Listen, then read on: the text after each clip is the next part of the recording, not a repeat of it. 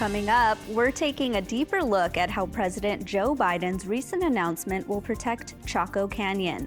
Plus, exemplary tribal programs are recognized at Harvard University. I'm Aaliyah Chavez. Join us for those interviews, plus headlines from Indian Country today.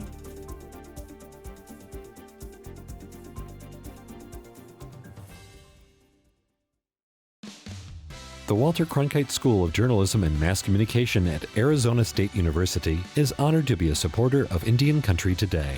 ASU offers the only online undergraduate digital media literacy degree, teaching students how to recognize and combat inaccuracies on all platforms. They are using cutting-edge tools and tactics to separate fact from fiction in a digital world overloaded with misinformation. Learn more at cronkite.asu.edu.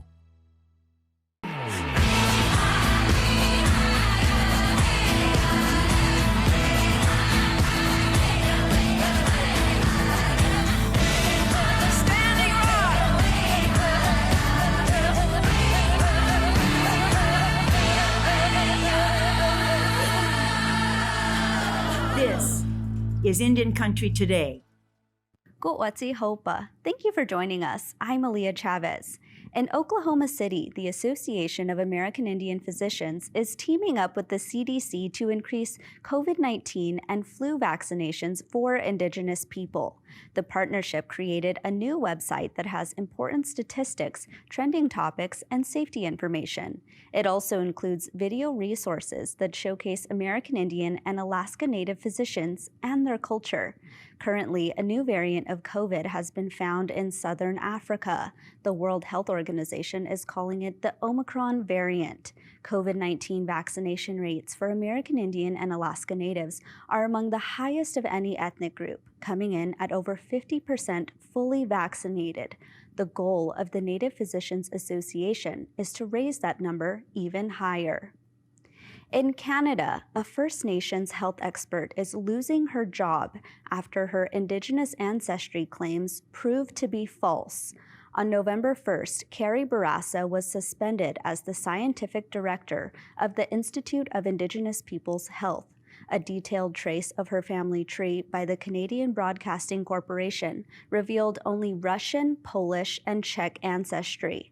When she was to prove her Indigenous heritage, Barassa reportedly changed her story, saying she was instead adopted into the Métis community. The University of Saskatchewan is appointing an independent investigator to probe deeper into Barassa's ancestry claims. Well, here's a story with a few twists and turns. In the 1800s, some 21 artifacts made by Nez Perce people were collected by the Ohio History Connection. Those items became known as the Spalding Allen Collection. Then, in 1996, the tribe held a fundraiser to buy back its own artifacts. The cost, more than $600,000. This past June, the tribe celebrated the 25th anniversary of the return of the collection, which they renamed in their own language, meaning returned home after a period of captivity. As part of the celebration, the tribe invited officials from the state organization that's now called the Ohio History Connection. Current leadership says they had no knowledge of this history. The executive director says it was a painful reminder of the shameful mistreatment and marginalization of American Indians. He and his board decided to right the wrong. So last week, the CEO, Bert Logan, presented the Nez Perce Tribal Council with a check for more than $608,000 to reimburse them for the payment. Logan says they should have never had to pay to return their own artifacts. In Bolivia, Indigenous people are marching 90 miles in support of their president.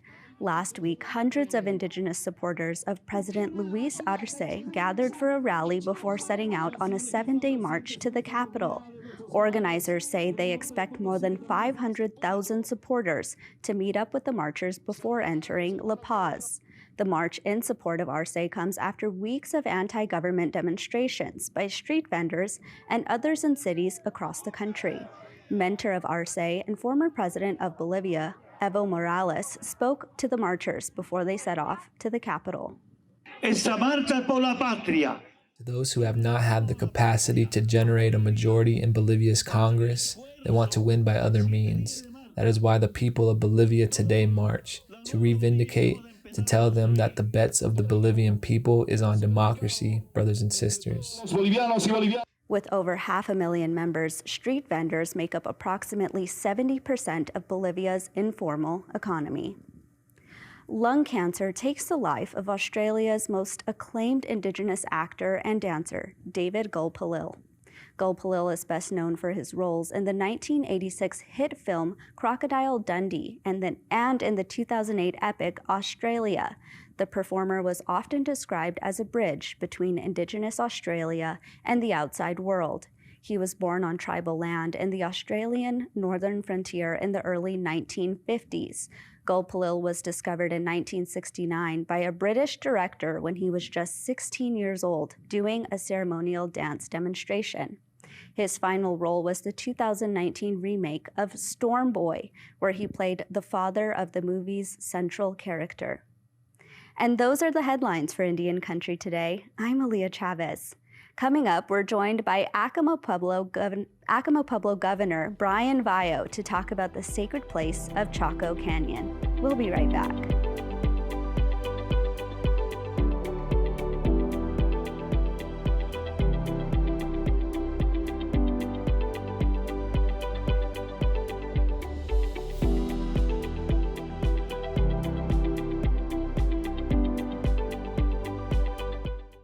Interior Secretary Deb Holland traveled to the sacred site Chaco Canyon in northwestern New Mexico last week. She was joined by tribal, state, and federal leaders to celebrate the announcement that President Joe Biden will block new federal oil and gas leasing within a 10-mile radius of Chaco over the next 20 years. This move is something that many tribal leaders had been working on to protect the place where many southwestern tribes once thrived in and where some continue to use in ceremony today. One of those leaders is Acoma Pueblo Governor Brian Vallo. Governor Vallo is the chairman of the Chaco Heritage Tribal Association, and he joins us now to tell us about this special place. Amarawa, Governor Vallo, thank you for being here. Bravo. As I mentioned before, you traveled to Chaco Canyon last week. Give us a sense of what it's like. Thank you. Yes, I had the privilege last week to be in Chaco for 2 days, really. And traveling to Chaco, of course, is it just doesn't happen, right? We prepare ourselves and knowing that we're going to a very sacred space, and so the trek to Chaco is always a process. And one of the things that I always do when I travel to Chaco is that there's a particular place that I stop before entering the park, and just reflecting on the process of pilgrimage and asking permission to enter the space, and upon doing that, make my way into the area, and it's so you just feel the energy once you make that entrance, and you look around and you don't really notice much. The architectural remnants of the place are sometimes you have to really concentrate to see them, but they mesh into the landscape, so the trek there is a process. And one of the things that I appreciate is the great care that has been taken to manage this area, and not only the architectural remnants, but the resource, the land, and everything around that place is well managed. And so, once you get there, once you arrive, it's always such a great experience just to take in the energy and to touch the rock and to feel the earth. It's quite powerful. As I mentioned before, there's been a years-long fight to protect this place. Tell us about that. Well, there has been a year-long fight, but I would say that this effort has been decades in the making. But in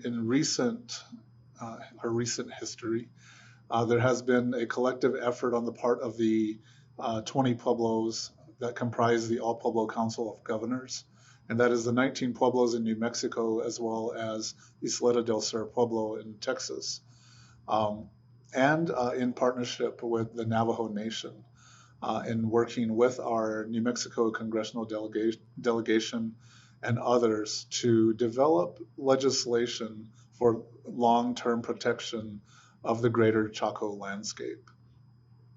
And in doing this, we have also, we being the All Pueblo Council of Governors, have also worked to establish the Chaco Heritage Tribal Association.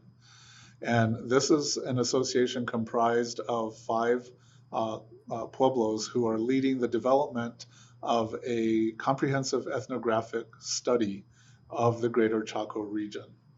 And so there have been great efforts on the part of the All Pueblo Council of Governors, the Hopi tribe in Arizona, and the Navajo Nation and others to bring to light to the leadership in DC of this continued need to protect the cultural resource, which is the greater Chaco landscape. And we're doing this in many ways, but the core is to introduce a piece of legislation that articulates the significance of the place and the need to protect it from not only further oil and gas development on those federal lands, but also to provide access, the access that is required by those of us who are descendants of the people of Chaco for purpose of ceremony and other cultural observances. With that being said, why was the celebration with Secretary Holland last week so important? Well, the celebration was important for many reasons. But I think we want to step back to the announcement made by President Biden at the White House Tribal Summit the week prior to us traveling to Chaco. That was significant. To hear directly from the President of the United States, of his intent and one of his priorities being to protect the greater Chaco landscape, that was huge. Coming together at Chaco with Secretary Holland and Congressional Representatives Stansbury, Ledger Fernandez, and other officials, both federal and state officials, and of course tribal leadership, was significant to celebrate and commemorate this action and this initiative of President Biden and his administration to finally work towards the protections that the greater Chaco landscape does require, so that it continues to remain as not only a national and world heritage site, but that it is maintained and protected for the people, the Pueblo people, the Hopi people, the Navajo people. I want to talk about what the reaction has been, of course, as you mentioned, when President Biden made this announcement at the White House Tribal Nations Summit. There was pushback from groups like Republicans and some Navajo allottees. Can you tell us more about what that pushback is and maybe what your response is to that? Yes, absolutely. Throughout this work, and even before, we're referencing the 1-year effort, but even years prior, there have been efforts on the part of the oil and gas industry to, develop a narrative that is not so factual, unfortunately. And, this has resulted in, creating confusion for allottees, creating confusion for the public at large, and for the lawmakers when, a narrative that doesn't necessarily tell the true story of what the intent here is relative to protecting Chaco. That's been a huge challenge, and it's been it's created many setbacks in this process. The Navajo Alatis have also had the opportunity to voice their concerns, and they, we acknowledge those concerns. We have met with um, uh, President Nez and other representatives of the Tribal Council over the course, since 2019. We have all been seated at the same table as we've provided testimony before congressional leadership. And we arrived at a consensus on this 10-mile buffer zone. And so I think that we've worked hard to, move this issue forward. There's more work to be done. There's more communication that will happen. And I think that we understand each other, we respect each other, and I hope that the work ahead, as this process begins, will be in the same spirit in which we have been in communication, not only with the Navajo Nation, but with the industry itself. This move to protect Chaco has been largely viewed as a win for those wanting to protect sacred sites. Using Chaco Canyon as just one example of many across the country, what do you think that Chaco signifies for protecting sacred sites everywhere? That's a great question. And I think that Chaco has, as I mentioned earlier, its own energy, right? And it has really fueled the advocacy. It has created advocacy groups comprised of Native American people themselves. It's setting I think, a new tone that is really needed in this time as we think about the protection of our resources, the environment, the land that we live on, our water, our air, and people. And so I think, there's a strong human factor here. And we would think about sacred sites, everything is sacred, right? I mean, our environment is sacred. And so when we begin this dialogue, and when we are thinking about climate change and we're thinking about, our futures, this here, I believe, presents an opportunity for us to have that discourse that is more focused, that is considers the needs of all people, Native and Indigenous peoples in this country. And I'm really grateful that we've reached this point and that we can begin the next phase as this work will be ongoing. Great. Well, Governor Vallo, thank you so much for being here. Thank you very much. And we'll be right back.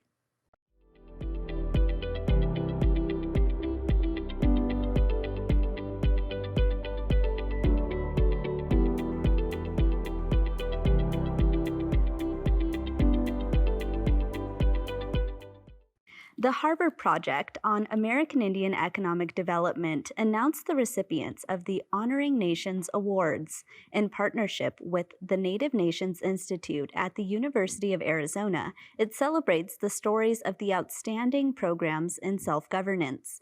It was established in 1998 and recognizes excellent Native programs that can be shared across the country. ICT's Joaqlin Estus covered the ceremony, and she joins us now. Hi, Joaqlin. Hi, Aaliyah. Good to see you. So tell us about the 6 projects. Well, I am the kind of person who gets teary-eyed in movies, sentimental movies where the underdog finally gets some appreciation and recognition for all the good that they do. And that's a little bit about how I feel about this story. So these tribes they're being innovative, which is about taking a little bit of a risk to, and which basically means that there's no guarantee, it's not written in stone that they're going to succeed, but these tribes have achieved excellence according to this Honoring Nations program.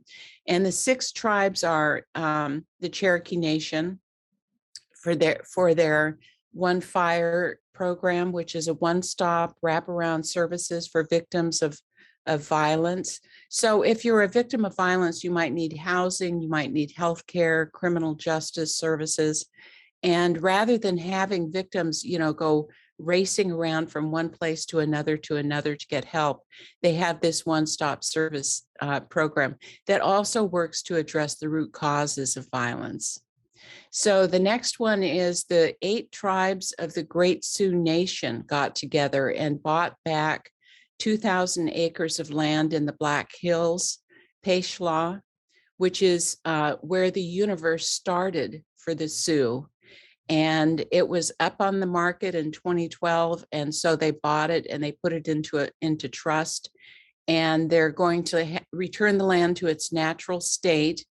And they're bringing back buffalo. And they've already been holding sacred ceremonies there. Then the Swinomish in Washington State created a tax authority. What happened there was a court case that where the court ruled that county and state taxes couldn't be levied on tribal trust lands.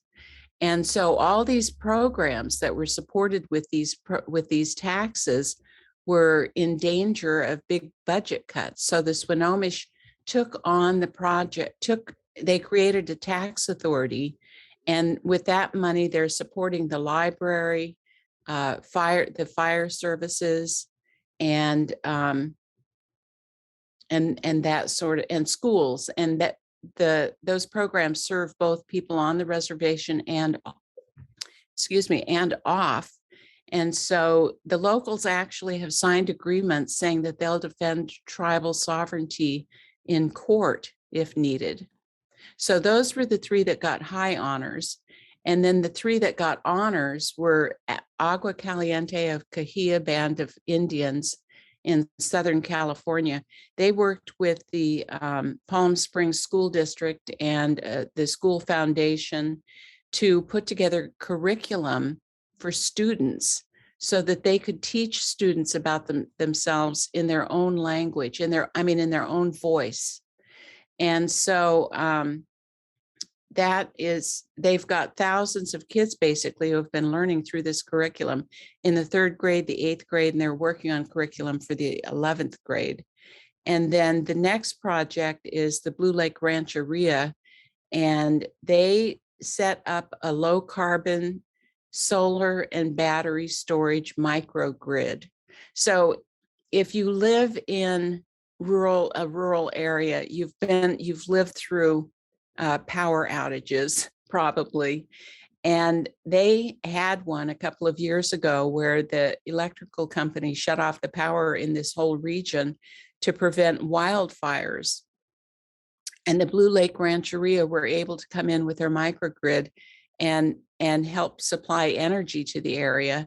And they actually saved the lives of 4 people who needed power to run their medical devices. So they have the microgrid, and they also use it to support their water and wastewater and communication systems, food storage, that kind of thing. Then the last program that was recognized is a program by the Sitka tribe of Southeast Alaska. And what they saw was that because of climate, so their algae can bloom when the water's warmer, and they cause paralytic shellfish poison in shellfish, and people eat the shellfish. And so what the tribe did is they created a laboratory. Well, because of climate change, the period of time when paralytic shellfish poisoning can happen is growing. And it's not as predictable as it used to be.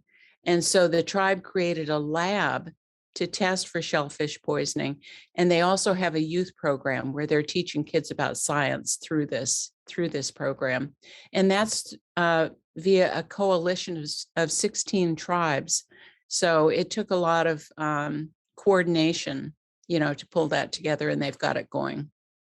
Well, Joaqlin, you opened this interview by saying it brought almost tears to your eyes to learn about these programs. And I feel the same way. What great ways to highlight Indigenous excellence in Indian country. So aside from the recognition, of course, what exactly do these programs win? Well, they get cash awards of $5,000 for high honors and $1,000 for honors. That's really wonderful. And is this a formal ceremony that will happen to recognize these individuals? Yeah, it was held. It was held recently, and it was held virtually. And I'll tell you that the production was really good. I mean, they had everybody give descriptions of their programs, and then they had somebody with the Honoring Nations program come and describe the program, and then they had representatives of the 6 tribes come and describe their programs. And then at the end, they revealed which ones got high honors and which got honors. That's so wonderful. Joaqlin Estus, thank you so much. My pleasure. And that's a slice of our Indigenous world. Thank you for watching. For all the latest news and updates, visit us anytime at IndianCountryToday.com. I'm Aaliyah Chavez. Sometimes you got to take a stand just because you know you can. Oh, you got to run, you got to run.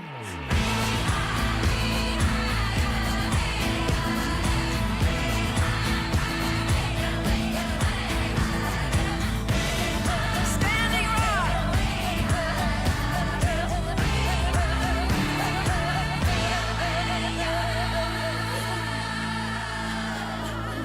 This is Indian Country Today.